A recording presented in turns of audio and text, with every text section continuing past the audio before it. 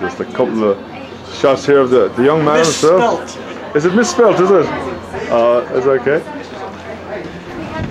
Brilliant. I see what you mean, yes. So how are you doing anyway, Ron? Not bad. Getting older every year. But you're looking fantastic. Thank you. Absolutely brilliant. Luck and genes, I suppose. Thank you so much for coming down today. Huh? Thank you so much for coming down today. Oh, my pleasure. No, it's a pleasure to see everybody, it really is. And to see you people. Smashing.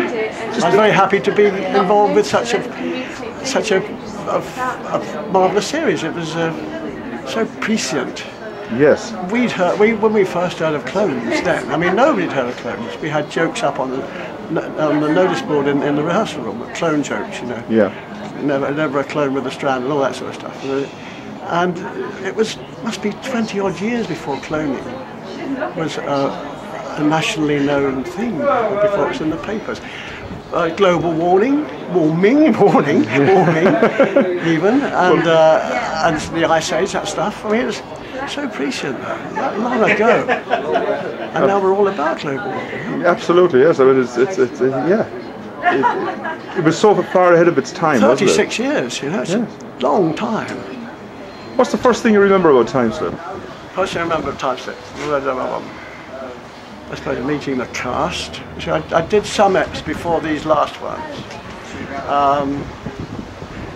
I'm trying to remember now. It's very difficult. It's a long time ago. It was 36 years ago. And in the intervening 21 years before I retired, I must have produced and directed literally hundreds of shows. Wow. It's between then and 1992, so, you know, it's not much rest in between. Well, it's just a lot of stuff goes through one's mind, one's old mind, you know. Well, you're still looking as sprightly as ever. Well, thank you. Anything else on the horizon for you? No, I'm a retired person. I'm one of those strange things, an old heterosexual bachelor. Oh, very rare. They really exist, you know. And I live alone at the moment. I do live alone. And I go on holidays, go to Cornwall 4 times a year. Yes, I have met Ricky Stein, but no, I haven't been to his expensive restaurant. Oh, right. The others I have. And I've used to go to Cuba. I've been to Cuba 6 times. You're in Cuba? Cuba, yeah, Havana and Santiago de Cuba. Did you get a chance to meet the man himself? No, the man himself, no, not your man. I didn't meet your man. One of the last jobs I did, you know, just before I retired, about a year before I retired, was Fair City. Oh, Fair City? For RTE, right? Yes, of course. That's one for the lads back home, yeah. That was. So I did 4 eps in series 2. Because they did the first series and then they messed about, didn't know whether they're going to do another series, and then they banged series 2 on in a great hurry, and they didn't have time to do the preparation, the prep time for it. So we were almost a bit hand to mouth by the time I was doing it in October, November 90. Yes, that would be around the time when it first came out. Well, that would be series 2, yeah. Yeah, well, yeah, the early stage. It's very popular now back home. It's like Ireland's EastEnders. It's gone big, isn't it? It's gone massive. But yeah. what about not Tolka? What was the farming one? The Reardons? Oh, the Reardons. Now that had a bigger budget. Yes, I remember the Reardons. The Reardons had a... No, I mean Tolka, which is the posh farm one at the same time? Glenroe. That's the one. Glenroe, yes, Glenroe, yes. Now they had a bigger budget than us. Yeah, they did a lot of outdoor scenes as well. Yeah, they had a much bigger budget, and they were ahead of Fair City then, but I think it's gone the other way, isn't it now? Well, we had the Reardons initially back in the 60s. Way back, and Tolka is way back. Bracken came after that. I didn't know that. Was Peter Gabriel. Oh, yes. You know, Peter Gabriel, indeed, yes, in his early days. Oh, hang on. Hello, darling. Lovely to see you, really.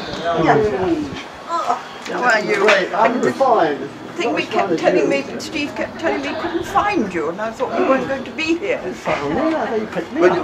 Because we'd written to you originally, and we hadn't heard from you long, so we didn't know whether you were coming. Oh, crikey, yeah. I must go in here. She's looking brilliant, isn't she? Well, thank you, Ron, for that. I really Pleasure. appreciate that. Yeah. And I love Dublin. I've You've been to Ireland, obviously. Then I've been there before for when the theatre festival was on, Dublin Theatre Festival, back in the '60s. And I used to know people. I knew a lot of actors there. Oh, good man. Well, hopefully, if you come back to Ireland again, we can get together. Because I'm living back there now. It's an expensive city now, isn't it? It's gone very expensive. I'm down in Tipperary myself. Do you? Yes. That's where you come from? Yeah, Concept. Place just outside Thurles. I don't know if you know that neck of the woods. No. Yeah, it's near Cashel. I didn't get that far. You see, I only know the eastern side of Ireland. Right. I don't really. I've been to the north. Yes, that's northwest. Down along the east coast, A mate of mine lives near Galway. Oh yeah, well, that's on the west coast. Lovely place. Yeah. Yeah, you should try and get to Galway. Galway is nice. Yeah, I loved it. I stayed with him for a week and we went around everywhere. It was smashing. Beautiful. But I have fond memories of RTE.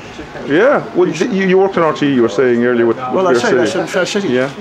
And it was a smashing place. I was there when Mary Robinson was elected. Oh wow! And that was a great night. That was a great night in the bar, and the big bar. Former RTE. presidents, yes. Oh, we were watching it come in and the stuff coming in, and it was a wonderful Lovely night stuff. for all of us.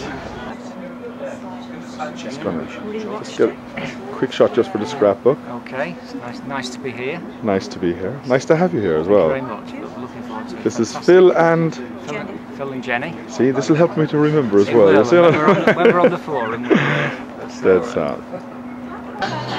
I'm not the bad one now. No, I'm not the bad one, I'm the nice one now. He just encourages him. We've got here today Mr. Ian Fairbairn, who Doctor Who fans may recognise him from his appearance on 2 DVDs last year, The Invasion and Inferno, where he was interviewed quite a lot. They didn't use half the stories that you told them, did they? Some of the rude ones throughout the day. I'm sure Iris will use some of her skill on you. Spencer Banks.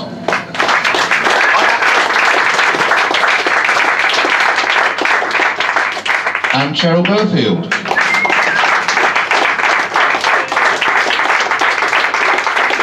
The two child stars of Timeslip. And Mr. Ron Francis, whom you may not recognise, but was one of the very talented directors of the series, in particular Day of the Clone, wasn't it? Yes. That was it, yeah. Okay. We're going to have a short little break before we do the first interview panel. I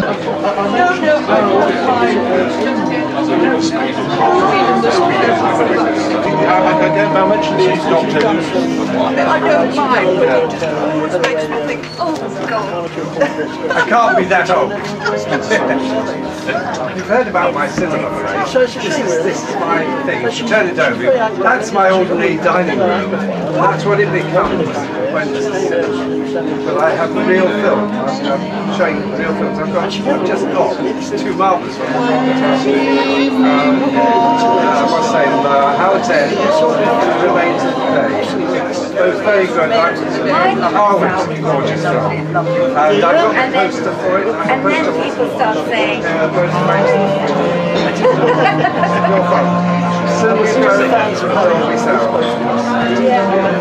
She's lovely. thank you.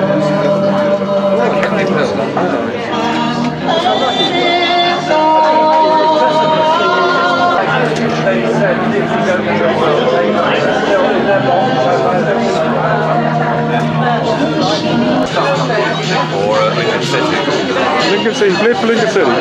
Your grandfather? Yeah. What position did he play? On the pitch. A good place is usually. Of course, so we're talking, of course, of the infamous, infamous Steve Hardy. Who, That's the front.